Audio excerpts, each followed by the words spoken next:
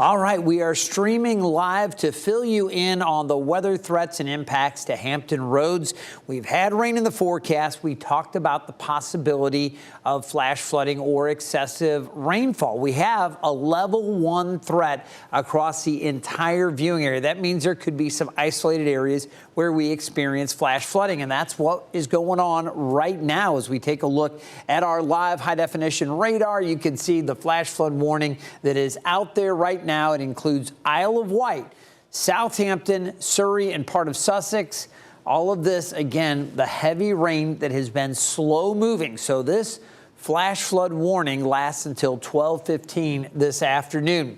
Now, I want to show you how things have been moving. So what I'm going to do, I'm going to loop this over the last 3 hours. And as we take a look here, you can see how the rain is filling in. It's kind of backfilling, and it's just been steady and heavy.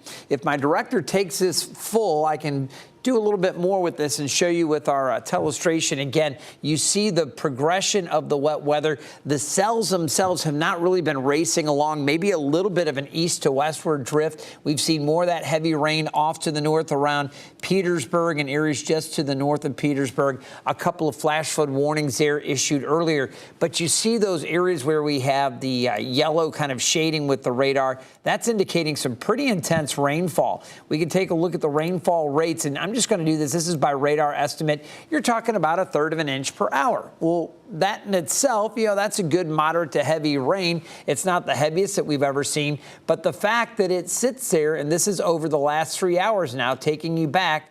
Let me go ahead and clear the screen so you can see what I'm talking about here.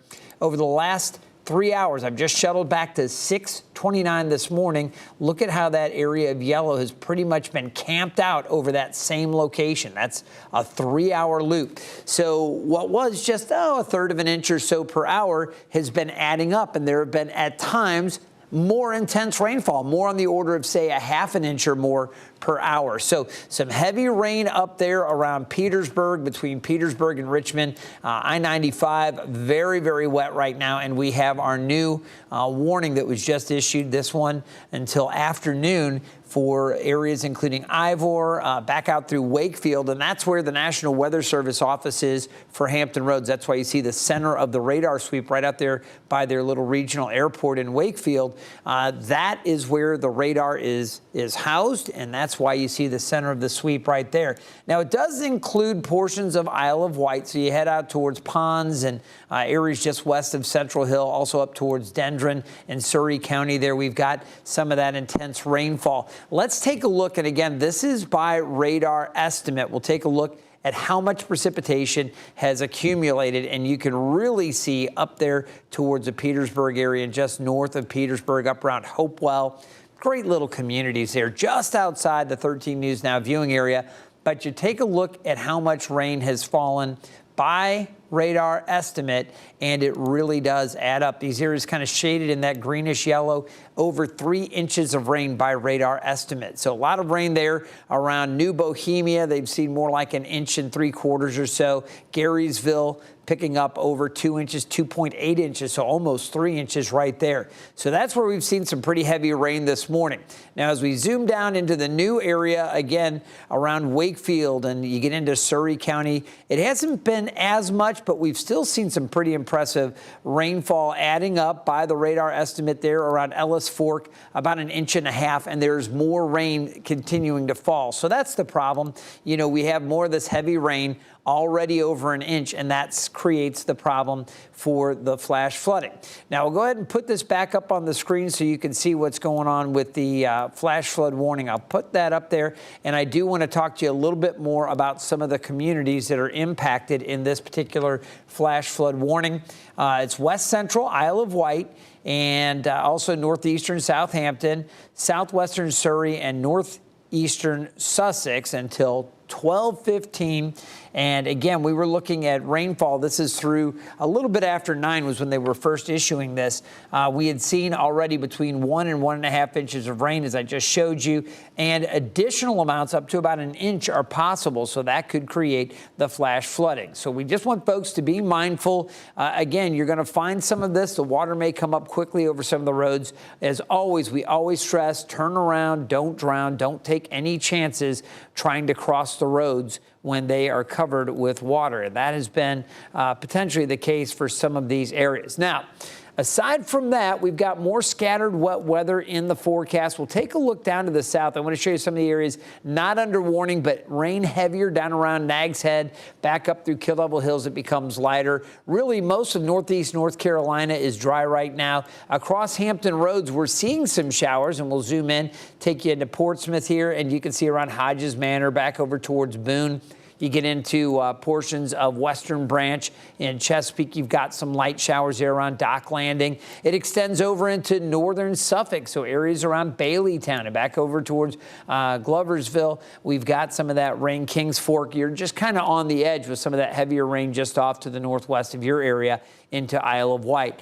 So while we're not seeing the rain everywhere, where we have seen the rain setting up, we're just not seeing much movement. That is the concern. That's why we have the flash flood warnings that are out there. And I want to talk kind of bigger picture. Again, we do have this level 1 risk for pretty much the entire viewing area. So just know that we could see some heavier cells kind of setting up through about midday. There could even be a few stray storms. The problem is, as they start to pop up, and we're seeing a little more development now across portions of northern Chesapeake into northern Suffolk, these are kind of drifting slowly to the west. They could produce those heavier pockets and then produce one right after the other, right after the other. So those locally higher amounts are certainly possible. Other areas will see very little, maybe a quarter of an inch or a half an inch in some areas. But where we do get some of that training, or you get these heavier downpours that are slow movers, that's where we get the warnings. Now, in addition to that, I want to talk to you about another type of flooding. This is tidal flooding, and you can see we have a coastal flood advisory up for the eastern shore. We're coming through high tide right now. As a matter of fact, I think we're about 6 minutes from high tide at Sewell's Point, and that is the official measuring gauge for Hampton Roads. So as we take a look here, we do have that potential for tidal flooding. We're going to see minor tidal flooding up in Newport News and James City County, also along the James River in Surry and Isle of Wight. Those areas influenced by the tide actually under a coastal flood warning. Early this morning, we've seen moderate tidal flooding at Jamestown. And then over on the bay side, as you get over to the Middle Peninsula and up towards the Northern Neck, we also have coastal flood warnings there. At Windmill Point, they were also dealing with moderate tidal flooding there, and the same thing over at Nassau-Waddocks. Now, minor tidal flooding is expected right now for Yorktown, around Hampton, at Buckrow Beach, those areas, and Southside Hampton Roads, Lynn Haven Inlet, areas along the Elizabeth River, just expecting minor tidal flooding. So it's really one of those situations where we just need to continue to mind all of this, and we'll keep you updated. Water levels generally expected to top out right around 5 feet or so. And when we talk about the tide levels, in case you're wondering, you may not know, well, what's 4.9 feet or 5 feet mean? What we do every single day, there are 2 high tides and 2 low tides, more or less, 2 within that 24-hour period, give or take a little bit. All right.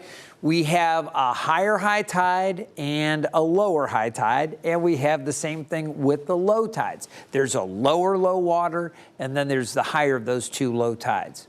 What we do is we take the average of the lower low tides and say, okay, that's the water level. And then every time there's a high tide, that's like a little mini flood.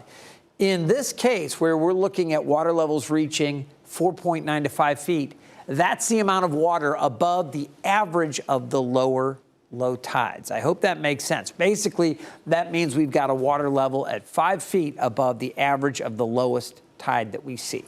All right. So if you live in an area that is prone to flooding, you probably already understand what these numbers mean. These are the numbers that we look at historically when we look back at major weather systems, whether it was one of the classic nor'easters or Hurricane Isabel or Irene or the different storms that have impacted our area. We've got numbers that we can compare, and that's how we establish whether there's minor tidal flooding, moderate tidal flooding, major, catastrophic. You know, we can gauge all of that on these numbers. And right now at 4.9 to 5 feet, that's just kind of the minor tidal flooding levels. So areas that do have issues with those high tides, you've got it. You compound that, and I want to go back to the radar, because when we take a look at this with the radar, you have a situation where you've got those tides running high, and then on top of it, you're getting some more additional rainfall coming down. So as that rain tries to run off into the water's already running high from the tides, and it kind of exacerbates the flooding a little bit. So I do want folks, especially back here in Surry and Isle of Wight and along the James River, stay very mindful that the water levels are coming up with the high tide this morning, okay? Other parts of the peninsula, really not seeing a lot right now, but we are going to continue to watch that. Again, if you're just now joining this live stream and you're wondering, okay, what's going on? We do have a flash flood warning that was issued until 12:15 for Isle of Wight, Southampton, Surry, and Sussex. Again, it's radar indicated, but by radar estimates, we've already seen 1.5 inches, and we could get another inch or so of rain as these move along very slowly. One more time, we'll take a look at this loop, and again, you get a feel for just how slow moving these storms are. So where we have that rain, you see these yellows, these darker red, green, dark green to yellow, and occasionally some orange kind of embedded in there. That's where you have those heavier pockets of rain. So areas right out around Wakefield and the National Weather Service, they're dealing with the very heavy rain. It continues out towards Waverly, down around Lumberton, Barrett Corner. All of these locations could be seeing some of that. Of course, we've got you covered here at 13 News Now. I'll just go ahead and finish up with a look at the forecast, because there is some good news for you. While we have the rain out there and the flash flooding continues to be a concern in spots, I'll be watching this morning. Evan and Tim will have you through the afternoon. And then as we head into the evening, things are going to get so much better. Right now, temperatures are ranging from the upper 60s inland to low 70s. It's not going to warm up a lot. We do have more scattered showers in areas of locally heavy downpours. Temperatures today around 76. The low tonight back down to 68. Any lingering showers heading into the evening will taper off, and then we're going to see improvements after that. So mostly cloudy, and we'll see drier conditions towards sunrise. It becomes partly sunny, and if you're ready for some nicer weather, and I know I am, we're going to see it coming up.